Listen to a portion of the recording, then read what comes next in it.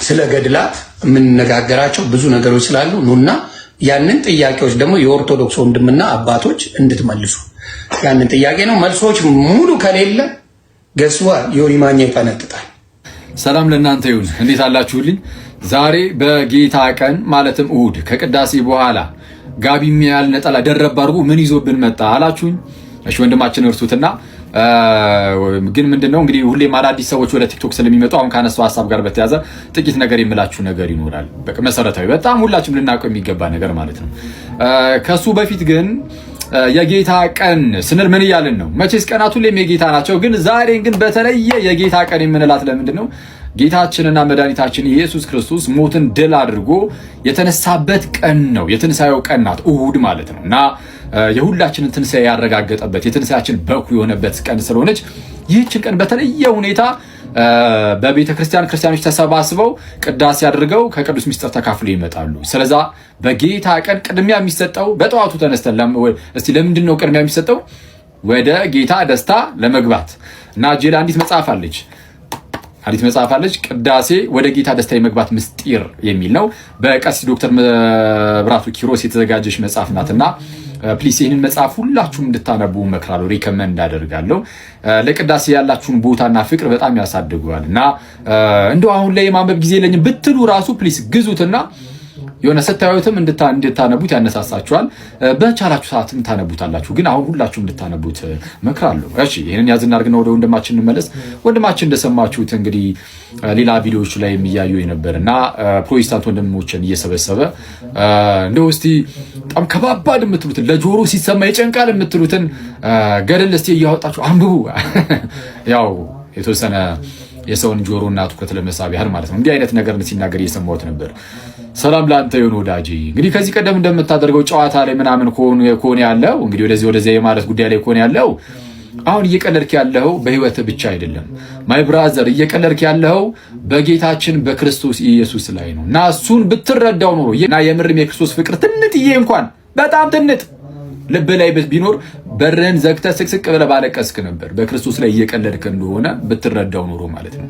ለማንኛውም ግን የገድላት ምናምን ጉዳይ ያለፈበት ፋሽን እየተነሳ እንደው ገድል ላይ እኮ እንዲህ ይላል ተአምር ላይ እንዲህ ይላል የሚሉ ሰዎች አሁን መነሳታቸው በጣም ያስቃል። ፈኒ ነው።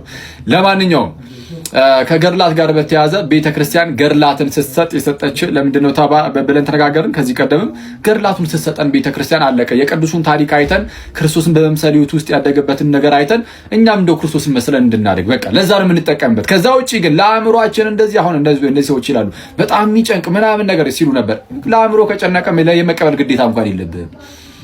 ፕላስ ደግሞ ገድላት ተአምራት መጽሐፍት ውስጥ ስህተት አይገኝም አላለም። ስህተት ሊገኝ ራሱ ይችላል ብለን እናምናለን። ለምሳሌ በአሁን ቅርብ ጊዜ ላይ በተካሄደው በዚህ በዝክረ ኒቂያ ጉባኤ ላይ ፓትርያርካችን ብፁዕ ወቅዱስ አቡነ ማትያስ ምን እንደተናገሩ እንስማ።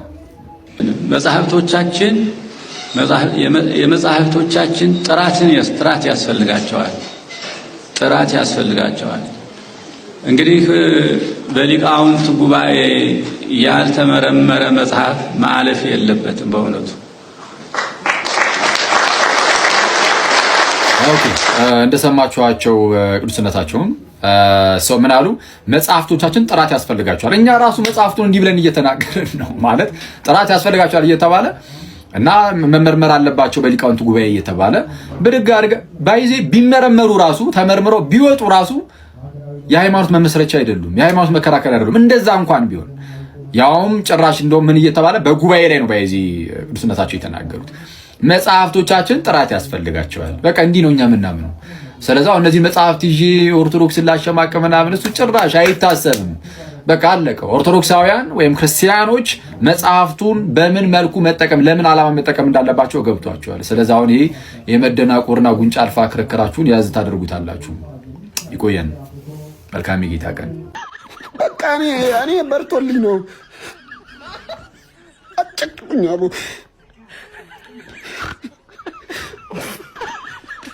የሆነ ነገር በቃ በራልኝ።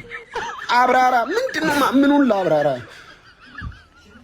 አስረዳ እንዳልክ መጣ። እዚህ የሃይማኖት ጠበቃ ትመጣና የሚካኤል ክንፍ 12 ነው። መስቀሉ ቅርጹ ምናምን ምን አገባኝ?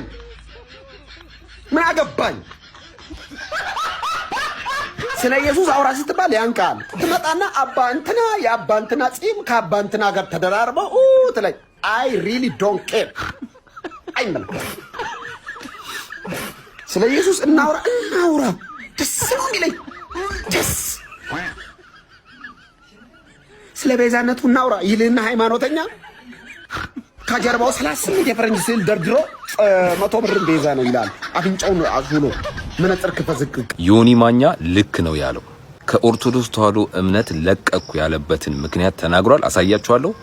ይሄ ምክንያት ደግሞ ትክክለኛ ምክንያት ነው። ይሄው የኦርቶዶክስ ተዋሕዶ እምነት ተከታይ ነኝ፣ ግን ሐቁን ሐቅ ላለው ሐሰቱን ሐሰት ላለው ምንድነው ምክንያቱ ምትሉ ከሆነ በደንብ አዳምጡ። ኦርቶዶክስ አላሸክላለችን ኦርቶዶክስ ጋር እየነገርኩ ነው። እየጠነከርክ በእምነት እየጎበስክ ስትሄድ ጾም በጾም ታረግና ከዛ ቆሎ ትበላል።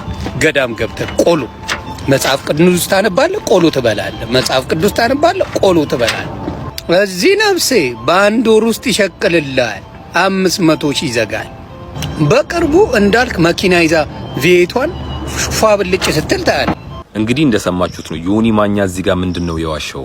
ምንድነው እኛን ኦርቶዶክሳውያንን የሚያናድደን? የኦርቶዶክስ ተዋሕዶ እምነት ለቢዝነስ ትሆናለች? እስቲ ንገሩኝ። ማንም እንደፈለገ ነብይ ነኝ ሐዋርያ ነኝ ያለ አዳራሽ የተከራየ በስሙ ቸርች ከፍቶ ቢዝነስ ሊሰራባት አይችልም። አልዋሽም፣ ትክክል ነው። ትመቻለች። እስቲ ለቢዝነስ ትመቻለች ወይ? ምን ዋሽቶ ነው እሱ ላይ እኛ እንደዚህ ምን ጮኸው? ሲቀጥል ሁሌ ጸሎት ነው እያለ ነው። ልክ ነው። እስቲ የኦርቶዶክስ ተዋሕዶ እምነት ቸርች ላይ ጠዋት ሂዱ ኪዳን አለ፣ ቀን ሂዱ ቅዳሴ አለ፣ ሌሊት እንኳን ማለት ነው ሌሊት ብትሄዱ ሰዓታት አለ። 24 ሰዓት ጸሎት ያለባት ቤተክርስቲያን ነች። ይሄ ደግሞ አይመችም አለ ብዙዎቹ። እንዴ ምን ጸሎቱ ብቻ ጾሙሳ? በአመት ስንት አጽዋማት ነው እቺ ቤተክርስቲያን ያላት? አርብና ሮብን ሳይጨምር እንደፈለጉ ያገኙትን ማግበስበስ ለሚፈልጉ ከርሳሞች እኮ እቺ ቤተክርስቲያን አትመችም። ልክ እኮ ናቸው። ለሚጠፋው ለዚህ ለብልጭልጩ ለጊዜያዊ ዓለም የሚሆን ነገር የላትም። ይሄ ሐቅ ነው። ለዛሽ ለመንግስተ ሰማያት የሚያበቃ ጾም፣ ጸሎት፣ ስግደት ነው ያላት እቺ ቤተክርስቲያን። በዚህ አጋጣሚ ግን የኦርቶዶክስ ተዋሕዶ እምነት ተከታይ የሆናችሁ ዛሬ ብዙዎችን እየነጠቀ ያለው አውሬ ነገም እናንተን እንዳይነጥቃችሁ በተጠንቀቅ መጠበቅ አለባችሁ። ምክንያቱም ቃሉ ምንድነው የሚለው? ማንም የቆመ ቢመስለው እንዳይወድቅ ይጠንቀቅ ነው የሚለው። አይደለም ኖርማል ምእመናንን ይቅርና የተመረጡትን እንኳን ያስታል አይደል እንዴ አውሬው። ዛሬ ብዙዎችን እያሳተ ያለው ሰይጣን እኮ ከዚህ በፊት ምን ነበረ? የመላእክት አለቃ። ወንጌልን ለዓለም እንዲሰብኩ ከመረጣቸው 12 ሐዋርያት መካከል አንዱ ይሁዳ ነው። ነገር ግን ይሁዳ ምን ሆነ? ወደቀ። ለ30 ብር ብሎ አምላኩን አሳልፎ ሸጠ። ብዙዎችም ዛሬ በተመሳሳይ ልክ እንደ ይሁዳ ማለት ነው ለገንዘብ፣ ለጥቅም፣ ለከርሳቸው ሲሉ እቺን ቤተክርስቲያን ሸጠው ኢየሱስ ክርስቶስን ከርተው ለሆዳቸውና ለቢዝነሳቸው ወደሚመቻቸው ቦታ ሄደዋል። ይህንን ቪዲዮ ሼር፣ ሪፖስት ያደረጋችሁ አድርሱልኝ። አመሰግናለሁ። እኔ ዮኒ ማኛ እኔ ሲጀምር ሂዘ ቢዝነስማን ምንም ሌላ እንትንም የለው። አሁን ዮኒ ማኛ እንዲተናገረ እንዲያለ ብላችሁ ራሱ ወሪ የምታረጉ ሰዎች በዚህ ደረጃ ፐርሰናሊቲው እንደምታዩት ነው። እኔ ከዚህ በፊት ሙስሊም ሆኖ አይቻለሁ። ቪዲዮዎች ላይ ቆይቷል። ሙስሊም ሆኖ ጴንጤ ሆኖ ኦርቶዶክስ ሆኖ እና ሂዘ ቢዝነስማን በቃ ቢዝነስማን ነው፣ መኖር አለበት። ስለዚህ ለመኖር ስማ ጋዲ ወይ እኔ የሆነ ሰዓት ቆንጥጦ ቴዲ አፍሮ የእግዚአብሔር መልእክተኛ ነው ያለለት ነው። እሱን እኮ ነው እንዴ አሁን እኮ ቪዲዮ ላይ እሱ ነው የምታሳየን። ታውቃለህ ቴዲ የእግዚአብሔር መልእክተኛ ነው ቢል የእግዚአብሔር መልእክተኛ ነው ተው ግን ተቀበሉኝ እያለ ሲያለቅስ ክርስቶስ እኔም የእግዚአብሔር መልእክተኛ ነኝ እኮ አለ እኮ አታውም እንዴ አህመድ ነው እኮ እኔና ቴዲ የእግዚአብሔር መልእክተኞች ነኝ ተው ተቀበሉን እያለ ሲያለቃቅስ ስቅስቅ ብሎ ነው ያለቀሰው እኮ እና ብቻ ጋዲ ጨርሰው ጥሩ ሐሳብ ነው ይሄ የሱ ወሬ አገር። አሁን ቅድም ላይቭ ላይም ስንገባ እያየው ነበር ዮኒ ማኛ ቤት ምናምን። ጋይስ ሲጀመር ክርስቲያኖች እንደዚህ አይነት ቤት ምን ያደርጋሉ? ፈርስት ኦፍ ኦል አንደኛ ቢዝነስማን ነው፣ ሁለተኛ በቃ መኖር አለበት። እኔ አሁን እረዳዋለሁ እንደ ወንድ ልጅ መኖር አለበት። ስለዚህ የሆነ ጨላ ምናምን መወረክ አለበት። ስለዚህ ምን ያደርጋል? እዚህም እዛም የተለያዩ አጀንዳዎች እየፈጠረ ፖለቲካው ላይ እምነቱ ላይ ምን ላይ እያደረገ የሆነ ከሶሻል ሚዲያ የሚያገኛትን ብር እሷን ነው ገብታችኋል? ላይክ ሰብሰብ እያደረገ የሚኖር በቃ ዛሲት እንዴ። ስለዚህ እሱ አሁን ዛሬ ቤቱን ከፍቶ እነ ቀለሜም ሆኑ እነ ማንም ሆኑ ገብቶ ምን አደረጉ? እስቲ ወንጌል ሰበኩ። ገድል ነው ገድል ነው ያነበቡታ። በምን አይነት ማይንድ ሴት እንደሚነበብ ደግሞ ብዙ ጊዜ መልስ ተሰጥቷል። ገድል የተነበበ ዛሲት። እንደዚህ አይነት ቤት ቁጭ ብላችሁ የምትሰሙ ክርስቲያኖች ራሱ ጤነኛ ናችሁ ወይ ነው? ጤነኝነታችሁ የሚረጋገጠው እናንተ ጋር ነው። መስማታችሁ ብቻ አይደለም። ባይዘው እኔ አንዳንድ ሰዎችን አይቻለሁ መልሶ ደግሞ ኦርቶዶክስ እንዲህ ነው፣ ኦርቶዶክስ ቤተክርስቲያን ድህነት ያለባት ቤተክርስቲያን ናት፣ ኦርቶዶክስ በሞኒ ኮራው ምናምን ሲል ላይክ ቪዲዮ ምን ታደርጋላችሁ? ቪዲዮ ትለቃላችሁ፣ ስክሪን ሪከርድ አድርጋችሁ ብዙ ሰው ጋር ይደርሳል። ሪሊ እንደዚህ አይነት ሰው በቃ ባለበት በዛው በጸበሉ እንዲቀጥል ማድረግ ነው በቃ። ኦኬ ኦርቶዶክስንም ወክሎ ኦርቶዶክስ ቤተክርስቲያንን ሰፖርት አድርጎ ዮኒ ማኛ ስለተናገረ ስላልተናገረ ቤተክርስቲያን ላይ የሚጨምረው ጠብ የሚልም ነገር የለም። ለምን? ከልቡም ስላልሆነ። ኦኬ ከልቡ ስላልሆነ። ስለዚህ እንደዚህ አይነት ቤት ገብታችሁ ቁጭ ብላችሁ የምትሰሙ ክርስቲያን ወንድሙ አሁን እዚህ ጋር 1500 ሰዎች አላችሁ። እረፉ የምትሰሙ ከሆነ ኦኬ። አንደኛ እረፉ የምንላችሁ ገብታችሁ እኮ ምንም አዲስ ዕውቀት አታገኙ። ሁሌም እንደምንናገረው ዕውቀት የማይገኝበት ቤት አትገኙ በቃ። ኦኬ ዕውቀት የማይገኝበት ቤት አትገኙ በቃ። ምንም ይሄ እኮ ምን ግን ራሳችሁን ኮንትሮል ማድረግ መቻል አለባችሁ በቃ። ዛሲት ዕውቀት የማይገኝበት ቤት አትገኙ።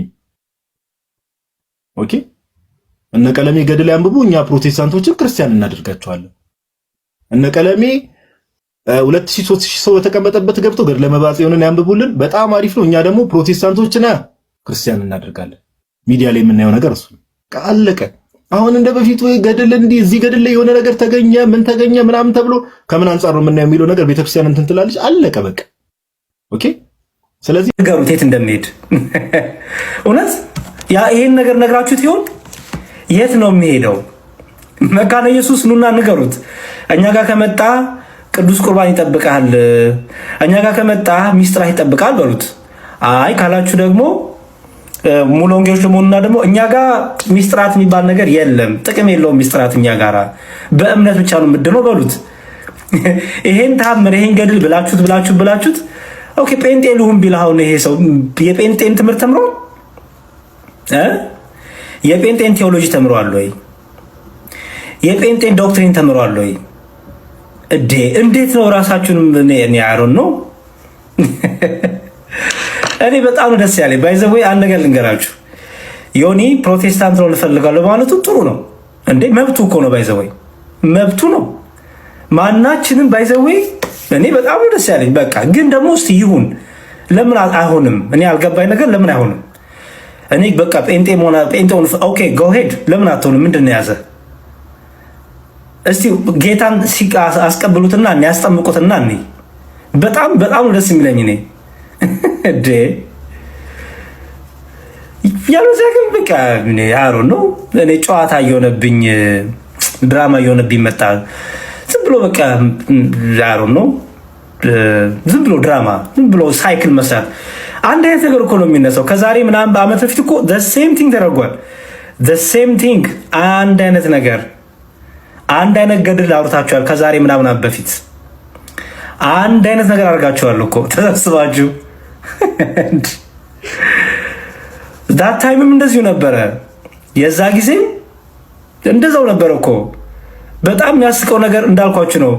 ምእመኑ ሾርት ሜሞሪ ስላለን በቃ የሆነች አጭር አስተሳሰብ የሆነች ቶሎ የምንረሳ ስለሆንን አሁንም ተመልሶ በቃ ግን አንድ አይነት ገድል ተወርቷል፣ አንድ አይነት ጥያቄ ተጠይቋል፣ አንድ አይነት ነገር ተብሏል። ስለዚህ እኔ እናንተ መጣችሁ ያንን የምንቃወመው ለዚህ ነው። ይሄ መጽሐፍ ይሄ ስላለው ነው፣ ይሄ መጽሐፍ ይሄ ስላለው ነው፣ ይሄ መጽሐፍ ይሄ ስላለው ነው ብላችሁ ታስቀምጡልኛላችሁ። ቪዲዮ ሙሉ ይቀመጣል። ዩቲዩብ ላይ የሚለጥፈው ይለጥፈዋል፣ ፌስቡክ ላይ ምን ላይ የሚለጥፈው ይለጥፈውና እነሱ መልስ ይስጡበት። ይሄ ነው መሆን ያለ። አለበለዚያ ምንም ልንስማማ አንችልም፣ ምንም። ስለዚህ እነዛ ጥያቄዎች የ10 ዓመት ጥያቄን እኔ በስነ ስርዓት በአንድ ቀን እንጨርሰዋለን።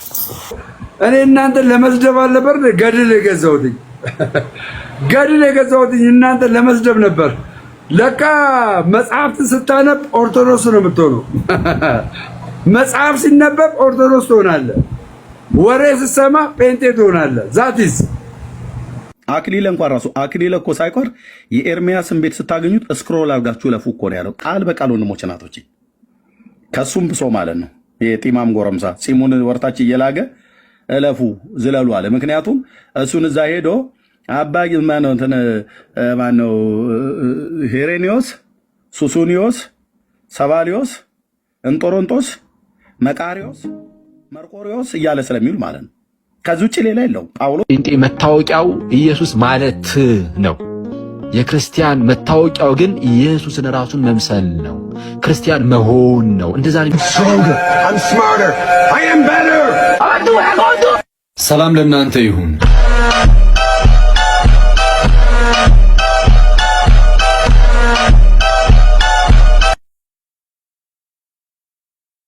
ክርስትና ባይዘ እንደዛ አሽሙንሙነን የምንጠራበት እምነት አይደለም። ከዚህ ቀደም እንዳልኳችሁ ነው። በገነት ብዙ ሴቶችን ታገኛላችሁ ብለን አጉል ተስፋ ሰተን አንጠራችሁ። ማንም አይጠራችሁም። ክርስትና እንደዚህ አይጠራንም። የለም እንደዚህ አይነት ነገር። ወይም ደግሞ አንድ ጊዜ ወደ ክርስትና መጣችሁ ብትድኑ ከዛ በኋላ በቃ ዳናችሁ፣ ድንገት ብትሞቱም የምትገቡት እዛ እንደሆነ ተረጋግጧል አለቀ ብለን የማይሆን የውሸት ተስፋ ሰተን እንኳን አንጠራም። ክርስትና እንደዚህ አይደለም። ክርስትና አዎ ወደ ክርስቶስ ስትመጣ ድህነትን ታገኛለህ፣ ግን ከፊት ይልቅ እየተጋ መዳንህን የምታጸናበት እምነት እንጂ አንድ ጊዜ ስለዳንክ ከሞት በቃ አለቀ እዛ እንደምትገባ ተረጋግጧል የምንልበት ውሸታም ተስፋን የምንሰጥበት አይደለም። ይህ በጣም የውሸት ተስፋ አደገኛ የሆነ በጣም እንደው ከእውነት የራቀ ተስፋ ጌታ መቼ እንደሚመጣ ስለማናቅ ብንነቃ መልካም። ቶሎ ነቅተን አሁን ጊዜ ቀጠሩን አለመያዝ ለንስሐ እስቲ ቀጣይ ወርማ ነው አይባልም። ቀጣይ ወር ሳይሆን ቶሎ መያዝ ማነው ቶሎ ንስሐ መግባት ቶሎ ንስሐ መግባት ከንስሐ አባቶቻችን ጋር ያለን ግንኙነት በጣም መጠንከር አለበት። ኦኬ በጣም መጠንከር። እንዴት ነው ጸሎት ትችያለሽ ሌኒ? በጣም እችላለሁ። በይልን እስቲ። በሰማያት የምትኖር አባታችን ሆይ ስምህ ይቀደስ፣ መንግስትህ ትምጣ፣ ፍቃድህ በሰማይ እንደሆነች እንዲሁም በምድር ትሁን። የዕለት እንጀራችን ስጠን ዛሬ፣ በደላችን ይቅር በለን እኛም የበደሉን ይቅር እንደምንል፣ አቤቱ ወደ ፈተና አታግባን ከክፉ ሁሉ አድነን እንጂ መንግስት ያንተ ናትና ኃይል፣ ክብር፣ ምስጋና ለዘላለሙ አሜን አሜን። አሁን ምን እናደርጋለን መሰለሽ? ለዛሬ አሁን በጸሎት ስለዘጋሹ እዚህ ላይ ብቃና ሌላ ጊዜ ደግሞ ብዙ ሰዎች ገስት ላይ ስላሉ ብዙ ሰዎች ገስት ላይ ስላሉ እሌኒ ረጋ በይ። አሁን በጸሎት ስለዘጋሹ ምን እናደርጋለን መሰለሽ? ሌላ ጊዜ ደግሞ ላይፍ ስንገባ እኔም ፎሎ አድርጊኝና መተሽ ዛሬ የጠየቁትንም ጥያቄ እጠይቅሻለሁ። እንደዛ እናድርጋታችን። እግዚአብሔር ያክብርልን። ጌታ ያክብርልን። እናመሰግናለን። ያው በጸሎት ዘግተዋለች ብዬ ነው። ፍሉ ምን ይቀልዳል? አረጃለሽ በብልሃት በጸሎት ዘጋሽ። በቃ እኛም ጨርሰናል ሊመስለኝ ነው።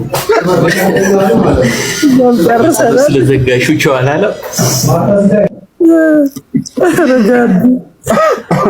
ክፉ አታስሩ። እሺ ኤኒዌይስ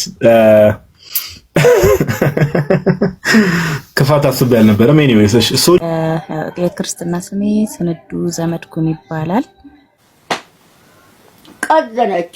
ቀዘነች ማለት ውሸት አወራች። አንድ ጥያቄ ነበረኝ። እሺ በአኬ ጉዳይ አኬ ጋር ለምን አስገቡ ነው? ለምን የኮስ ጥያቄ ያቀርቡልሃልና ለምን አንድ ላይ ገብታችሁ አትወያዩ? ማነው አኬ? አብዛኛውን አሁን ቲክቶክ ላይ ያየሁት ነገር ምንድነው ታውቃላችሁ? ያየሁትና የታዘብኩት ነገር ምንድነው? አኪል የሚባል አንድ ልጅ አለ በኦርቶዶክስ ዘንድ እንደ አስተማሪ የሚታይ እንደ አዋቂ የሚታይ አንድ ልጅ አለ እና የእሱን አርያ ተከትለው የእኛ ልጆች ወደዛ እየሄዱ ነው ያሉት እና በደንብ ታዘባላችሁ ከጊዜ በኋላ ኢንሻላህ ስታዩ ማለት ነው። አኪል የሚጽፈውን አጻጻፍ፣ አኪል የሚያደርገውን ነገር የሚኮርጁ አኪል ወደ ላይ ያሉት በእውነት ያሳዝናል፣ ወላሂ ያሳዝናል። አንድ ሰው አርያውን መሆን ማድረግ ያለበት ኡስታዞችን ለንጽጽር አንድ ሰው እንዴት አንድ ካፊርን አርያ ያደርጋል? ከአነጋገር ጀምሮ ከቪዲዮ አቀራረጽ ጀምሮ ይሄ አለጣጠፍ ከፖስት ጀምሮ ከምን ጀምሮ አንድ አይነት ነገር ነው። ሰው ከካፊር ጋር እንዴት ይመሳሰላል? አስቡት። ማለት ምን አይነት እንትን ምን አይነት ጄኔሬሽን ነው? አንድ ሰው ለሰው እኮ ብቻ አይደለም እኮ ማውቀው እኔ አኪልን ኮፒ ለማድረግ የማይጠር ሰው የለም። ራሱ ምን ያህል ተጽዕኖ ቢያደርግባችሁ ነው? ምን ያህል አዎንታዊ ተጽዕኖ አድርጎባችሁ ነው ብላችሁ ካፊር ሞዴል ታደርጋላችሁ? ልክ እንደሱ ለመሆን መጣር፣ እንደሱ ፌመስ ለመሆን እንደሱ አይነት ከአነጋገር ጀምሮ ከቪዲዮ አሰራር ጀምሮ መልስ አመላለስ ጀምሮ ጽሁፍ አለቃለቅ ጀምሮ በጣም ያሳዝናልና የሚያስጠላ ጄኔሬሽን ነው። በደንብ ዞር ስትሉ ትታዘባላችሁ። ያጀማ አታውቀውም ብራኬ መምራል ግን ከስተቴ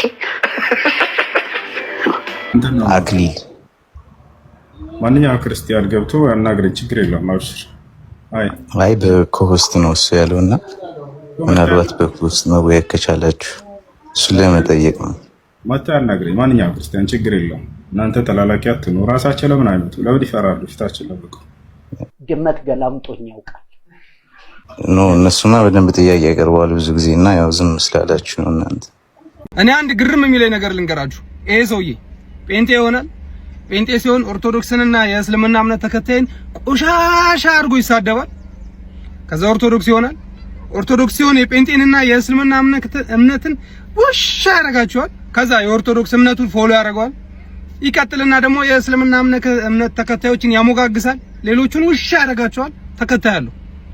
የዚህን ሰውዬ ቪዲዮ ቁጭ ብላችሁ 1000-2000 ሰው ቁጭ ብላችሁ የምታዩ ሰዎች እኔ እናንተ የእውነት እንትን ትሉኛል፣ ታሳዝኑኛላችሁ። እሱ ተውት፣ እናንተ ግን ታሳዝኑኛላችሁ።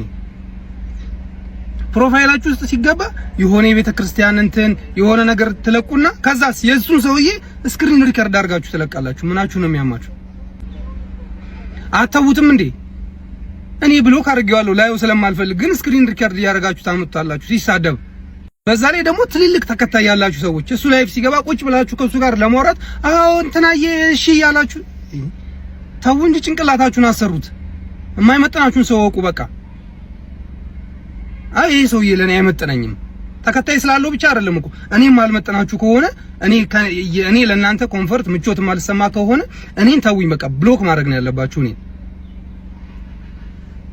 እምነትህን እየሰደበብህ ስክሪን ሪከርድ እያረግህ ታመጣለህ።